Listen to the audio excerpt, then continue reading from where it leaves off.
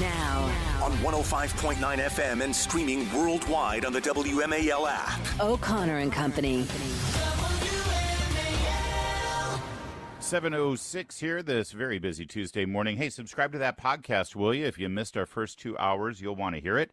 And you'll want to hear the next 2 hours, too, because coming up in 30 minutes, Senator Roger Marshall of Kansas will join us, get a preview of today's Senate hearing, focusing on the events that led up to the assassination attempt on Donald Trump.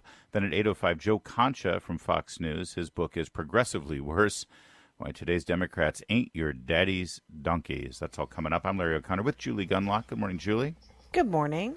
We're joined now by General Jack Keane, retired four-star general. He's the chairman of the Institute for the Study of War and also a Fox News senior strategic analyst. And, to say things have escalated in Israel, I think, is an understatement after this horrific attack leading to the murder of 12 children on a soccer field. This is Hezbollah claiming credit for it. Hezbollah and Hamas, obviously different organizations, General, but these are both sort of sock puppet regimes of Iran, aren't they? Yeah, oh yes, very much so. Iran, much closer to Hezbollah. This is an organization that they have really funded and fueled for so many years now.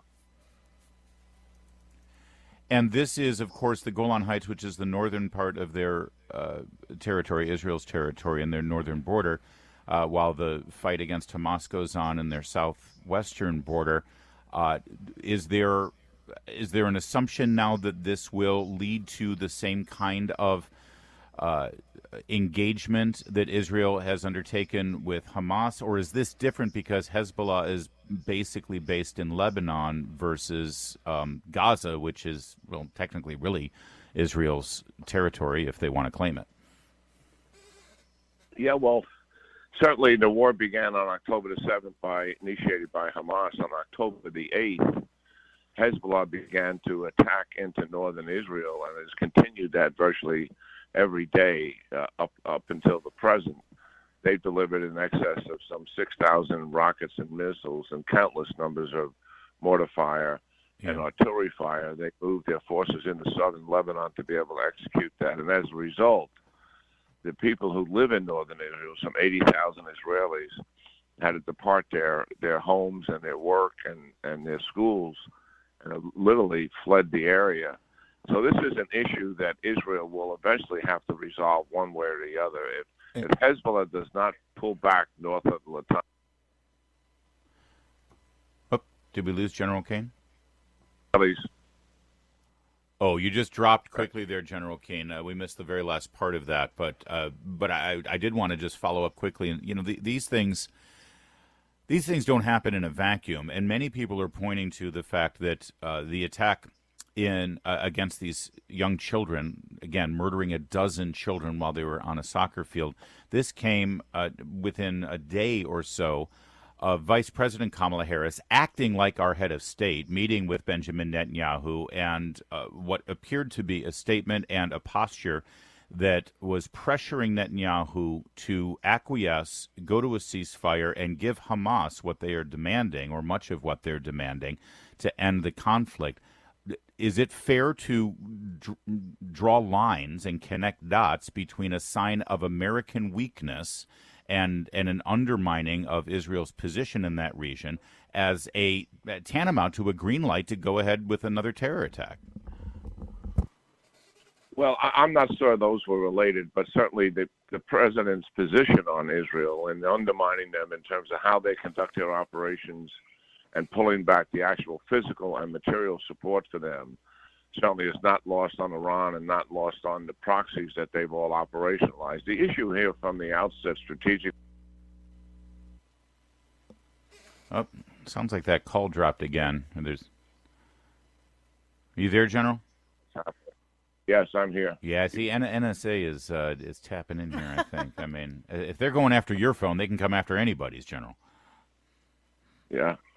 Well, I'm unfortunate. Do you want to try to continue or just let it go? No. Go ahead. Let's try. I don't know if you're. Try to stay in one place though. That might make it easier. Yeah.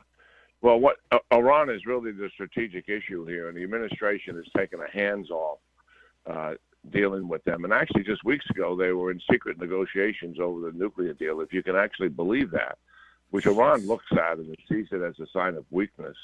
And it's not going to change their policy. They're going to keep doing the same policy, pushing back on Israel and not doing anything about the strategic enemy who is actually causing the destabilization of the Middle East, not the least of which is the Suez Canal is essentially shut down, and Iran's fueling the Houthis to do that. And the commander of our forces in the Middle East has asked the permission of the administration time and time again to be able to strike targets in Iran that are precipitating the Houthis. In other words, their spy ship that's in the Red Sea targeting the ships, also the Navy that is supporting the transshipment of the missiles and rockets into Yemen, and they've been completely denied now for close to 9 months, and that is really unfortunate. General, you mentioned the administration taking a hands-off approach about this. I think that's a nice way of saying it because it doesn't appear the president is really involved in this. In fact, Phil Gordon, who's an assistant to the president on national security and what his Twitter bio calls an advisor to the vice president, he tweeted out earlier this week, the vice president has been briefed and is closely monitoring Hezbollah's horrific attack on a soccer field in northern Israel. Is the president in charge of the U.S. response, or is it the vice president? Well, I doubt it's the vice president because that hasn't been the case, for these last 3+ years. Listen, his national security advisors obviously play a large role here, but I was getting some advice from a very senior official who wanted my opinion on something, and we got around to this discussion, and I was trying to get the administration to change their view on an issue. And he told me, quite frankly, he said, the president is directly involved in that decision. I think, despite the issues we see of the president that he obviously has, I think he's more involved in some of the major decisions than people think he is. And that's from speaking to some of their advisors. I don't know what role now the vice president is playing, given that she's now a candidate for the office. But the policy of the administration is a failed policy in the Middle East, and it has led to this destabilization that we're all seeing. I honestly don't know if I'm more comforted by that or not, to know that the president is in charge of the policy, considering the reports of his precipitous decline. But we'll leave it there, General Keane. Don't want to drag you into that. Thanks for joining us. Yeah, always good talking to you, Larry and Julie. Thank you. Thank you. It's 7:50.